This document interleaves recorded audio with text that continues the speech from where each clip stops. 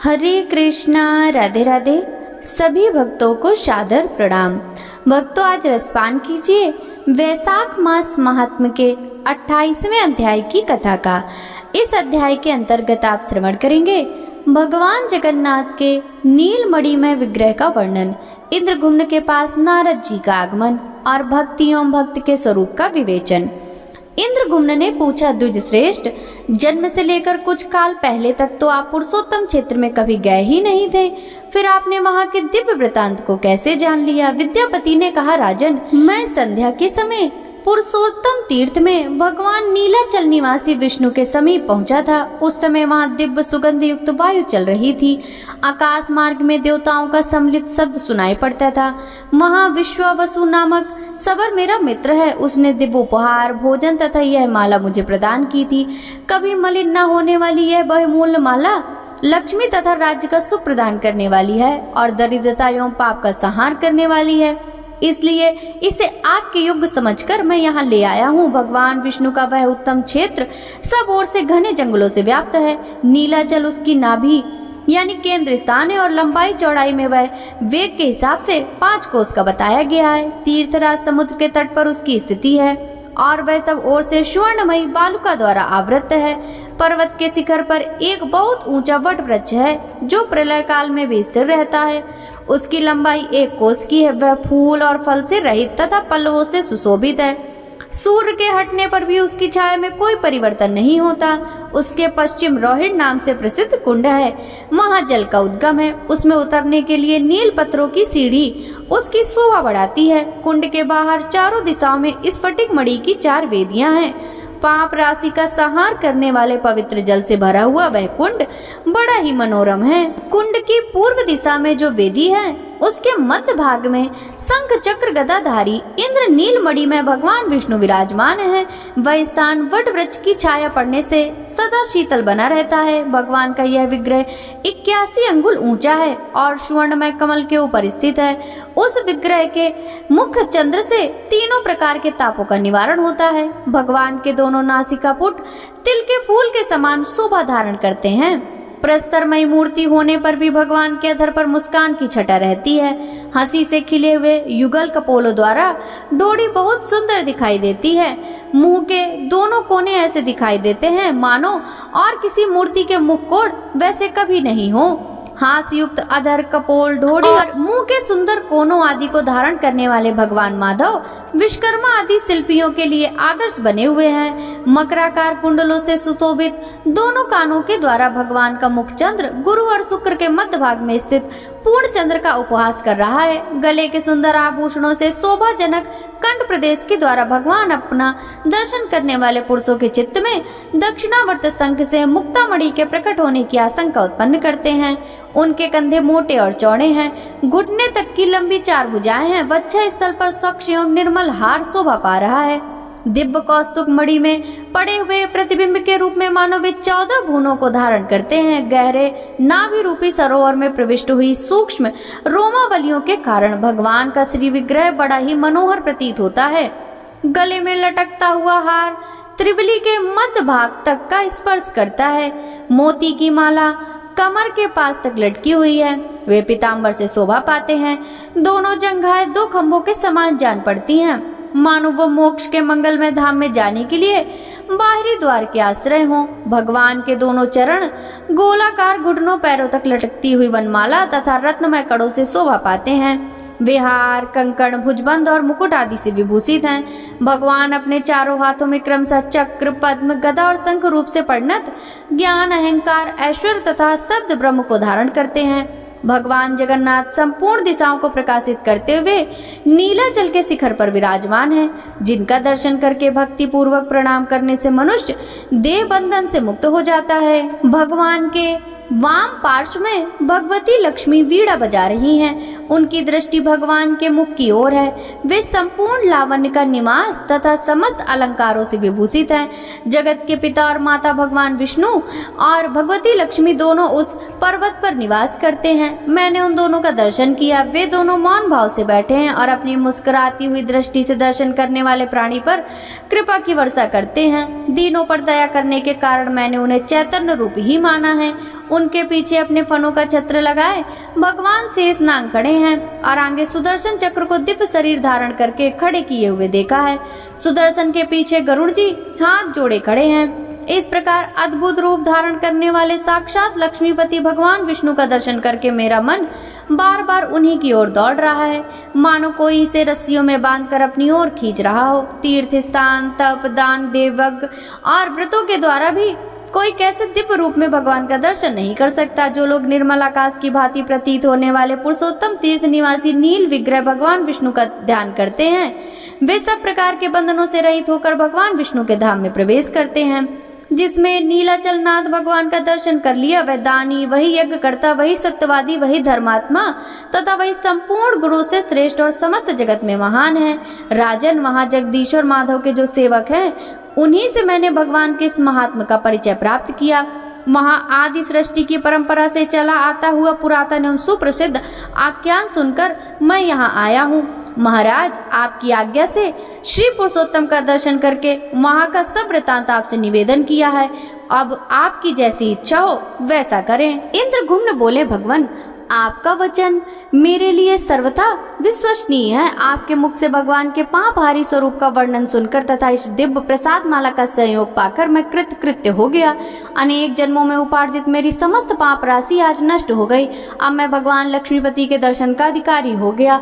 सर्वतोभावेन वहाँ की यात्रा करूंगा और इस राज्य एवं बढ़ी हुई समृद्धि के द्वारा पुरुषोत्तम तीर्थ में निवास स्थान, नगर और दुर्ग बनवाऊंगा। भगवान विष्णु की प्रीति के लिए 100 अष्टमेध यज्ञों का अनुष्ठान करूंगा और प्रतिदिन सैकड़ों उपचारों से श्रीनाथ जी की पूजा करूंगा। व्रत, उपवास और नियमों द्वारा जगत गुरु भगवान को प्रसन्न करूंगा, जिससे वे मुझ संतप्त प्राणी को अपने वचनामृत से अभिषिक्त करें। भगवान नारायण दीनों पर अनुग्रह करने वाले हैं। इस प्रकार राजा इंद्रगुम्न श्रद्धा और भक्ति से भगवान जगदीश्वर की स्तुति कर रहे थे। इतने में ही संपूर्ण भुवनों को देखने की उत्सुकता रखने वाले देवर्षि नारद जी वहां आ पहुंचे। विष्णु भक्तों में श्रेष्ठ ब्रह्मपुत्र नारद जी को आते देख राजा सहसा उठकर खड़े हो गए और पाद, अर्घ्य एवं आचमनीय निवेदन करके उन्हें उत्तम आसन पर बैठाकर प्रणाम पूर्वक हाथ जोड़कर बोले, आज मेरे संपूर्ण यज्ञ, दान, स्वाध्याय और तप सफल हो गए, क्योंकि मेरे घर पर ब्रह्मा जी के द्वितीय स्वरूप देवर्षि नारद कृपा पूर्वक पधारे हैं। मुने, आपने यहाँ तक आने की कृपा की। इतने से ही यद्यपि मैं कृतार्थ हो गया हूँ, तथापि आपकी प्रसन्नता के लिए आपकी क्या सेवा करूँ, आपकी किस आज्ञा का पालन करूँ, कौन सा प्रयोजन लेके आपने मेरे इस घर को पवित्र किया है। भक्ति और विनय से सनी हुई राजा की यह बात कोमलवाड़ी सुनकर नारद जी ने मुस्कुराते हुए कहा, नृपश्रेष्ठ, तुम्हारे निर्मल गुणों से ब्रह्मा आदि संपूर्ण देवता, सिद्ध और मुनि अत्यंत प्रसन्न है। तुमने बहुत अच्छा निश्चय किया। हजारों जन्मों के अभ्यास से नीलाचल गु निवासी भगवान माधव में भक्ति होती है। परम बुद्धिमान ब्रह्मा जी ने उन्हीं भगवान जगदीश्वर की आराधना करके इस सृष्टि का निर्माण किया और पितामह की पदवी पाई है। तुम भी उन्हीं के वंश में उत्पन्न हुए हो, अतः भगवान के प्रति तुम्हारी ऐसी भक्ति होनी उचित ही है। पग पग पर दुख और संकटों से व्याप्त इस संसार रूपी वन में भटकते मनुष्यों के लिए एकमात्र भगवान विष्णु की भक्ति ही सुख देने वाली है। यह संसार एक समुद्र है जहाँ कोई भी सहारा देने वाला नहीं है। सुख दुख आदि द्वंद्वों की प्रचंड आंधी से इसमें सदा तूफान आता रहता है। इस कारण यह अत्यंत दुस्तर है। इस भवसागर में डूबे हुए मनुष्यों के लिए भगवान विष्णु की भक्ति ही नौका मानी गई है। एकमात्र माता भगवती विष्णु भक्ति का आश्रय लेकर संतुष्ट रहने वाले साधु पुरुष कभी शोक नहीं करते। राजन, देहधारियों की जो बड़ी भारी पाप राशि है, वह विष्णु भक्ति रूपी महान दावानल में पतंगों की भांति जल जाती है। प्रयाग, गंगा तीर्थ, तपस्या, श्रेष्ठ अश्वमेध यज्ञ, महान दान, व्रत, उपवास और नियम, इन सब का सहस्त्र भाव सेवन किया जाए और इनके पुण्य समूह को कोटि कोटि गुना करके एकत्र किया जाए तो भी वह विष्णु भक्ति के 1000वें अंश के बराबर भी नहीं बताया गया है। नारद जी के बताए हुए विष्णु भक्ति महात्मा को सुनकर राजा इंद्रघुम्न के मन में विष्णु भक्ति का स्वरूप जानने की इच्छा हुई। अतः उन्होंने पूछा, भगवान भक्ति का क्या स्वरूप है, उसके लक्षण का वर्णन कीजिए। नारद जी ने कहा, राजन सावधान होकर सुनो, मैं भगवान विष्णु की सनातन भक्ति का सामान्य और विशेष रूप से वर्णन करता हूँ। गुणों के वेद से भक्ति के 3 भेद हैं, सात्विकी, राजसी और तामसी। इनके अतिरिक्त 1/4 भक्ति भी है जो निर्गुणा मानी गई है। राजन, जो लोग काम और क्रोध के वशीभूत हैं और प्रत्यक्ष के सिवा और किसी की ओर दृष्टि नहीं रखते। वे अपने आप को लाभ और दूसरों को हानि पहुंचाने के लिए जो भजन करते हैं उनकी वह भक्ति तामसी कही गई है। अधिक यश की प्राप्ति के लिए अथवा दूसरों की स्पर्धा से प्रसंगवश परलोक के लिए भी जो भक्ति होती है वह राजसी मानी गई है। पारलौकिक लाभ को स्थायी समझकर और इहलोक के समस्त पदार्थों को नश्वर देखकर अपने वर्ण तथा आश्रम के धर्मों का परित्याग न करते हुए आत्मज्ञान के लिए जो भक्ति की जाती है वह सात्विकी है। यह जगत जगन्नाथ का ही स्वरूप है, उनसे भिन्न इसका कोई दूसरा कारण नहीं है। मैं भी भगवान से भिन्न नहीं हूँ और वे भी मुझसे पृथक नहीं है, ऐसा समझकर भेद उत्पन्न करने वाली बाह्य उपाधियों का त्याग करना और अधिक प्रेम से भगवत स्वरूप का चिंतन करते रहना ही निर्गुणा नाम वाली भक्ति है, जो मुक्ति का साक्षात साधन है। यह अत्यंत दुर्लभ है। अब मैं भगवान विष्णु के भक्तों का लक्षण बतलाता हूँ, जिनका चित्त अत्यंत शांत है, जो सबके प्रति कोमल भाव रखते हैं, जिन्होंने स्वेच्छा अनुसार अपनी इंद्रियों पर विजय प्राप्त कर ली तथा जो मन, वाणी और क्रिया द्वारा कभी दूसरों से द्रोह करने की इच्छा नहीं रखते, जिनका चित्त दया से द्रवीभूत होता है, जो चोरी और हिंसा से सदा ही मुख मोड़े रहते हैं, सद्गुणों के संग्रह तथा दूसरों के कार्य साधन में जो प्रसन्नता पूर्वक संलग्न रहते हैं, सदाचार से जिनका जीवन सदा उज्जवल बना रहता है, जो दूसरों के उत्सव को अपना उत्सव मानते हैं, सब प्राणियों के भीतर भगवान वासुदेव को विराजमान देखकर कभी किसी से ईर्ष्या द्वेष नहीं रखते हैं, दीनों पर दया करना जिनका स्वभाव बन गया है और जो सदा परहित साधन की इच्छा रखते हैं। अविवेकी मनुष्य का विषयों में जैसा प्रेम होता है उससे 100 कोटि गुना अधिक प्रीति का विस्तार वे भगवान श्री हरि के प्रति करते हैं। नित्य कर्तव्य बुद्धि से विष्णु स्वरूप शंकर आदि देवताओं का भक्ति पूर्वक पूजन और ध्यान करते हैं। पितरों में भगवान विष्णु की ही बुद्धि रखते हैं। भगवान विष्णु से भिन्न दूसरी किसी वस्तु को नहीं देखते। समिष्टि और व्यष्टि सब भगवान के ही स्वरूप हैं। भगवान जगत से भिन्न होकर भी भिन्न नहीं है। हे भगवान जगन्नाथ, मैं आपका दास हूँ, आपके स्वरूप में भी मैं हूँ, आपके पृथक कदापि नहीं हूँ। जब आप भगवान विष्णु अंतरामी रूप से सबके हृदय में विराजमान हैं, तब सेव अथवा सेवक कोई भी आपसे भिन्न नहीं है। इस भावना से सदा सावधान होकर जो ब्रह्मा जी के द्वारा वंदनीय युगल चरणान बिंदु वाले श्री हरि को सदा प्रणाम करते हैं, उनके नामों का कीर्तन करते हैं, उन्हीं के भजन में तत्पर रहते हैं और संसार के लोगों के समीप आने को तृण के समान तुच्छ मानकर विनयपूर्ण बर्ताव करते हैं, जगत में सब लोगों का उपकार करने के लिए कुशलता का परिचय देते हैं, दूसरों के कुशल क्षेम को ही अपना ही मानते हैं, दूसरों का तिरस्कार देखकर उनके प्रति दया से द्रवीभूत हो जाते हैं तथा सबके प्रति मन में कल्याण की भावना रखते हैं।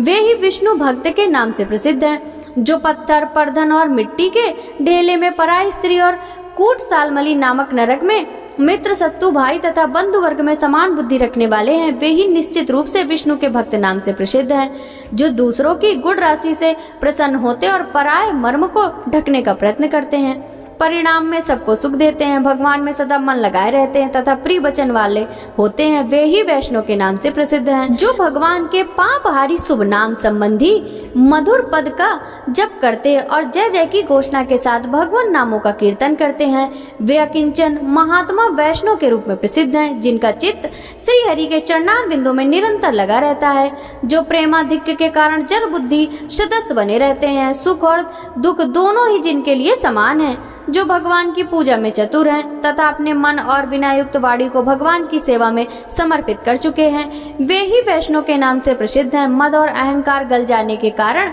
जिनका अंतःकरण अत्यंत शुद्ध हो गया, अमरों के विश्वसनीय बंधु भगवान नृसिंह का यजन करके जो शोक रहित हो गए हैं, ऐसे वैष्णव निश्चय ही उच्च पद को प्राप्त होते हैं।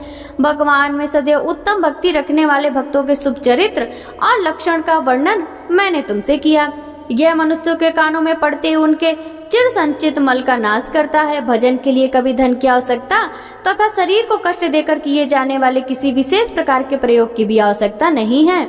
मृदुल एवं मंद स्वर से वाणी के द्वारा भगवान के नामों का कीर्तन होता रहे तो मैं इसी को भजन मानता हूँ। तुम्हारे मन में भगवान के दास्य भाव का ही चिंतन होना चाहिए, किंतु जो मनुष्यों के शुभ आचरणों से भी द्वेष करते हैं और स्वयं अपने चित्त को दुराचार में ही बांधे रखते हैं, बड़े भारी अमंगल को पा करके भी निश्चिंत रहते हैं और सदा ऐश्वर्य तथा विषय भोग के रस में ही सुख का अनुभव करते हैं, वे मनुष्य वैष्णव नहीं हैं। वे तो बहुत ही निम्न श्रेणी के मनुष्य हैं। अपने हृदय रूपी कमल में विराजमान परमानंद में श्री हरि के स्वरूप का जो क्षण भर भी चिंतन नहीं करते, उन्मत्त भाव से बैठे रहते हैं और अपने झूठे वचनों के जाल से भगवान के नाम को भी निरंतर आच्छादित किए रहते हैं। वे भी भगवान के भक्त नहीं हैं, जिनके मन में पराई स्त्री और पराय धन के लिए सदा लोभ बना रहता है, जो कृपण बुद्धि वाले हैं और सदा अपना ही पेट भरने में लगे रहते हैं, जो नर पशु विष्णु भक्ति से सर्वथा रहित हैं, जो निरंतर दुष्ट पुरुषों के साथ अनुराग रखते हैं, दूसरों का तिरस्कार और हिंसा करते हैं, जिनका स्वभाव अत्यंत भयंकर है तथा जो भगवान नृसिंह के चरणों के चिंतन से विरक्त रहते हैं, उन मलिन मनुष्यों को दूर से ही त्याग देना चाहिए। भक्तों, वैशाख मास महात्म का यह अध्याय समाप्त हुआ। कथा पसंद आई हो तो वीडियो को लाइक करके भक्तों के साथ शेयर कीजिएगा। सभी भक्तों को राधे राधे।